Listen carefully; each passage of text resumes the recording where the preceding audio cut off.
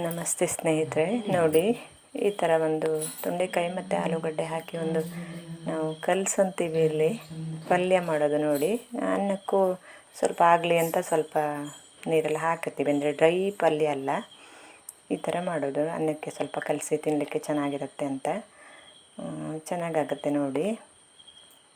ಇದಕ್ಕೆ ಎಂತ ಇಲ್ಲ, ತುಂಬ ಕಮ್ಮಿ ಐಟಮ್ ಎಲ್ಲ, ತುಂಬ ಸಿಂಪಲ್ ನೋಡಿ, ಏನೂ ಹಾಕಲಿಲ್ಲ ನಾನು. ಚೆನ್ನಾಗಿರುತ್ತೆ, ಆದರೆ ಸಿಂಪಲಾಗಿ ಚೆನ್ನಾಗಿರುತ್ತೆ.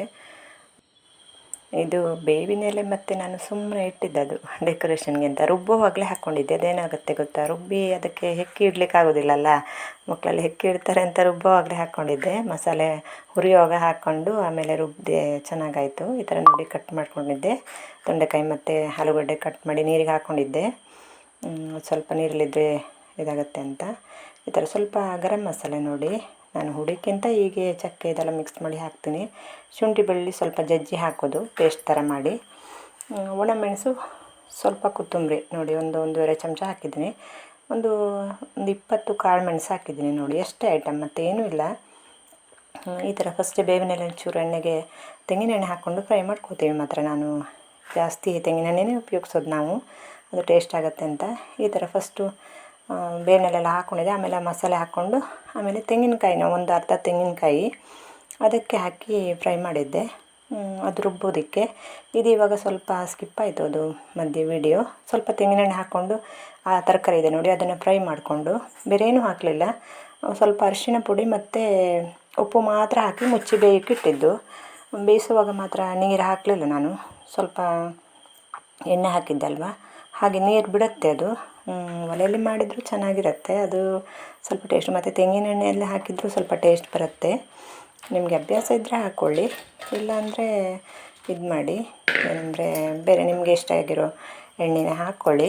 ಇದು ನೋಡಿ, ಇವಾಗ ಅದು ಮಸಾಲೆ ರೆಡಿ ಮಾಡಿದ್ನಲ್ಲ, ಅದು ರುಬ್ಬಿ ಇವಾಗ ಶುಂಠಿ ಬೆಳ್ಳುಳ್ಳಿ ಸ್ವಲ್ಪ ಜಜ್ಜಿ ಹಾಕಿ ಒಂಚೂರು ಬೇಯಿಸೋವಾಗಲೇ ಎಣ್ಣೆಲಿ ಫ್ರೈ ಮಾಡ್ಕೊಳ್ತೇವಲ್ಲ, ಆವಾಗಲೇ ಹಾಕ್ಕೊಳ್ಬೇಕು. ನನಗೆ ಸ್ವಲ್ಪ ಮರ್ತೋಯ್ತು, ಆಮೇಲೆ ಹಾಕಿದೆ. ಅದು ಇವಾಗ ಒಟ್ಟಿಗೆ ಬೇಯ್ತದೆ. ಸ್ವಲ್ಪ ಆಲೂಗಡ್ಡೆ ಅದಕ್ಕೆ ದೊಡ್ಡ ಸೈಜ್ ಮಾಡಿದ್ದೆ ನಾನು, 2 ಒಟ್ಟಿಗೆ ಬೇಯಲಿ ಅಂತ. 2 ಒಟ್ಟಿಗೆ ಬೆಂತು ನೋಡಿ, ಚೆನ್ನಾಗಿರುತ್ತೆ. ಅಂದರೆ ಬೇಗ ಕೆಲಸ ಆಗುತ್ತೆ ಅಂತ ಅಷ್ಟೇ. ಒಟ್ಟಿಗೆ ಆದರೆ ಬೇಗ ಅರ್ಜೆಂಟಲ್ಲಿರುವಾಗ ಪಟ್ ಅಂತ ಆಗುತ್ತಲ್ವ, ಹಾಗೆ ಒಟ್ಟಿಗೆ ಹಾಕಿ ಬಿಸಿ ಸಾರು ಇಷ್ಟೇ ನೋಡಿ, ಆಯಿತು. ಇದು ಮಸಾಲೆ ಇದು ಕುದಿ ಬಂದರೆ ಆಯಿತು. ಇವಾಗ ಇನ್ನೇನೂ ಇಲ್ಲ, ಐಟಮೆಲ್ಲ ಹುರಿಲಿಕ್ಕೆ ಹಾಕಿದ್ದೆ, ಎಲ್ಲ ಆಯಿತು ನೋಡಿ. ಬೇವಿನೆಲೆ ಮೇಲಿಗೆ ಬೇಕಾದರೂ ಹಾಕ್ಕೊಳ್ಳಿ ನೀವು, ಬೇವಿನೆಲೆ ತುಂಬ ಒಳ್ಳೆಯದು, ಎಷ್ಟು ತಿಂದರೂ ಏನು ಕೆಟ್ಟದಿಲ್ಲ. ನಾನು ಆಮೇಲೆ ಮೇಲಿಗೆ ಹಾಕಿದೆ, ರುಬ್ಬೋದಕ್ಕೆ ಹಾಕಿದ್ದೀನಲ್ಲ ಅಂತ. ಇಷ್ಟೇ ನೋಡಿ, ಇದು ಸರಿ ಇದು ಮಾಡಿ ಕುದಿಸಿದ್ರೆ ಆಯಿತು. ಇವಾಗ ಚೆನ್ನಾಗಿರುತ್ತೆ ಅನ್ನಕ್ಕೆ, ತಿಂಡಿಗೆ, ಚಪಾತಿಗೆ, ದೋಸೆಗೆ, ಏನಕ್ಕೆ ಬೇಕಾದರೂ ಆಗ್ಬೋದು. ತುಂಬ ಚೆನ್ನಾಗಿರುತ್ತೆ, ಒಂದು ಸಾರಿ ಟ್ರೈ ಮಾಡಿ. ಮತ್ತು ನಾನು ನೋಡಿ ಟೊಮೊಟೊ ಈರುಳ್ಳಿ ಎಲ್ಲ ಏನೂ ಹಾಕಲಿಲ್ಲ. ನಿಮಗೆ ಬೇಕಾದರೆ ಈರುಳ್ಳಿ ಹಾಕ್ಕೋಬೋದು, ಟೊಮೊಟೊ ಅಂದರೆ ನಾನು ಹಾಕ್ಲಿಕ್ಕೆ ಹೋಗಲಿಲ್ಲ. ಹಾಕಿದರೆ ಚೆನ್ನಾಗಿರುತ್ತೆ ಏನೋ ಗೊತ್ತಿಲ್ಲ, ಅಂದರೆ ತೊಂಡೆಕಾಯಿ ಸ್ವಲ್ಪ ಹುಳಿ ಅಂಶ ಇರುತ್ತಲ್ವ ತೊಂಡೆಕಾಯಲ್ಲಿ, ಹಾಗಾಗಿ ನಾನು ಹುಳಿ ಅಂತ ಏನೂ ಹಾಕಲಿಲ್ಲ. ಟೊಮೊಟೊ ಬೇಕಾದರೆ ನಿಮ್ಗೆ ಇಷ್ಟ ಅಂದರೆ ಟೊಮೊಟೊ ಈರುಳ್ಳಿ ಹಾಕ್ಕೊಳ್ಳಿ. ನಾನು ಸಿಂಪಲಾಗಿ ಮಾಡಿ ತೋರಿಸೋಣ, ಸಿಂಪಲಾಗಿ ಮಾಡ್ತೀನಿ ಒಂದೊಂದು ಸಾರಿ, ಅದನ್ನು ಸಿಂಪಲಾಗಿ ಮಾಡಿ ತೋರಿಸಿದ್ದು ನಿಮಗೆ. ನಿಮಗೆ ಬೇಕಾದರೆ ಹಾಕೋಬೋದು ಟೊಮೊಟೊ ಈರುಳ್ಳಿ. ಈ ಶುಂಠಿ ಬೆಳ್ಳುಳ್ಳಿ ಪೇಸ್ಟ್ ಹಾಕಿದ್ದೆ ಅಲ್ವಾ, ಮತ್ತು ಆಲೂಗಡ್ಡೆ ಇರುತ್ತೆ, ಅದು ಟೇಸ್ಟ್ ತನ್ನಷ್ಟಕ್ಕೆ ಬರುತ್ತೆ, ಚೆನ್ನಾಗಿರುತ್ತೆ ಅದು, ಏನೂ ಹಾಕಿಲ್ಲ ಅಂದ್ರೂ. ಈ ಥರ ಟ್ರೈ ಮಾಡಿ, ಒಮ್ಮೆ ಮಾಡಿ ನನಗೆ ತಿಳಿಸಿ ಹೇಗಿದೆ ಅಂತ. ನನ್ನ ಚಾನಲ್ ಇನ್ನೂ ಸಬ್ಸ್ಕ್ರೈಬ್ ಮಾಡ್ಕೊಳ್ಳದೆ ನೋಡ್ತಾ ಇದ್ದರೆ ಸಬ್ಸ್ಕ್ರೈಬ್ ಮಾಡ್ಕೊಂಡು ನೋಡಿ. ಇಷ್ಟ ಆದರೆ ಲೈಕ್ ಮಾಡಿ, ಶೇರ್ ಮಾಡಿ.